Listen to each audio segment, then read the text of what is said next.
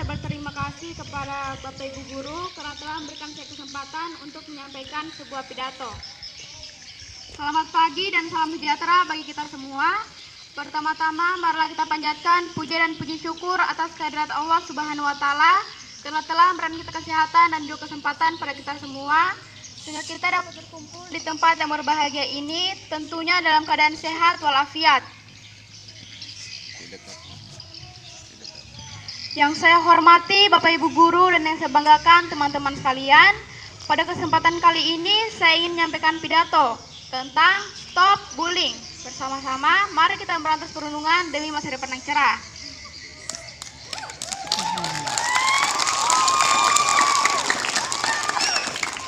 Kata bullying memang jarang kita dengar, tapi tindakannya sering dilakukan. Apakah teman-teman tahu apa itu bullying? Siapa sih yang suka aksi bullying? Yang pasti bukan saya, apalagi teman-teman sekalian. Dan hari ini saya berdiri di depan Anda dengan isu yang sangat memperhatinkan yang telah terlalu lama menjangkiti masyarakat kita. Penindasan atau bullying luas dan mempengaruhi individu dari segala usia, latar belakang, dan lapisan masyarakat. Ini adalah perilaku beracun yang tidak hanya merugikan korbannya, tetapi juga mengikis tatanan moral komunitas kita. Saya di sini untuk mengajak Anda agar mengambil sikap melawan penindasan. Yang pertama dan terpenting, kita harus memahami bahwa intimidasi bukan sekedar ejekan yang tidak berbahaya atau sebuah ritus peralihan. Ini adalah tindakan kekejaman yang disengaja, dapat menyebabkan kerugian emosional, psikologi, dan bahkan fisik yang parah. Bekas luka yang ditinggalkannya dapat bertahan seumur hidup, memengaruhi harga diri, kesehatan mental, dan kesejahteraan seseorang secara keseluruhan.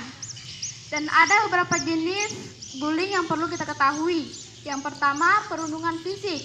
Bullying secara fisik adalah suatu perilaku perundungan yang dilakukan secara fisik. Perilaku ini sering terjadi di sekolah dan merugikan korban.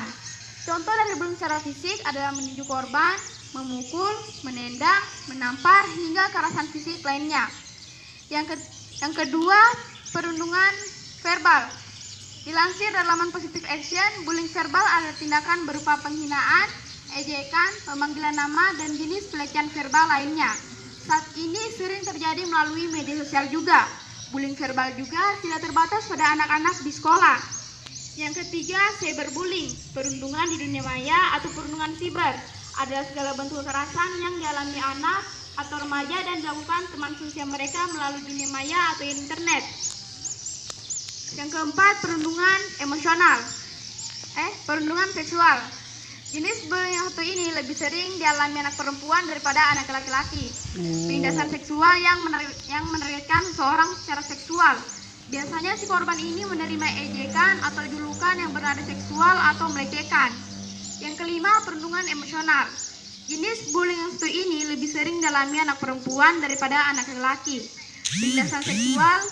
Tindasan emosional ditandai dengan verbalitas yang kejam dan manipulatif. Tapi bagaimana kita bisa mengambil tindakan melawan penindasan? Langkah pertama adalah kesadaran. Kita harus mengakui bahwa penindasan ada di sekolah, tempat kerja, dan komunitas kita.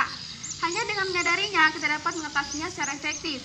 Selanjutnya, kita harus menumbuhkan budaya empati dan kebaikan pada diri kita. Perlakukan orang lain dengan rasa hormat dan kasih sayang, apapun perbedaannya. Bela mereka yang tidak bisa membela diri mereka sendiri dan berikan dukungan terhadap korban perundungan. Pendidikan juga merupakan senjata kunci dalam perjuangan kita melawan penindasan. Sekolah dan institusi harus menerapkan program anti-intimidasi yang mengajarkan siswa tentang konsekuensi tindakan mereka dan pentingnya empati. Orang tua juga punya peran penting dalam mendidik anak-anak mereka tentang nilai kebaikan, penerimaan, dan toleransi. Selain itu, kita harus mendorong komunikasi terbuka.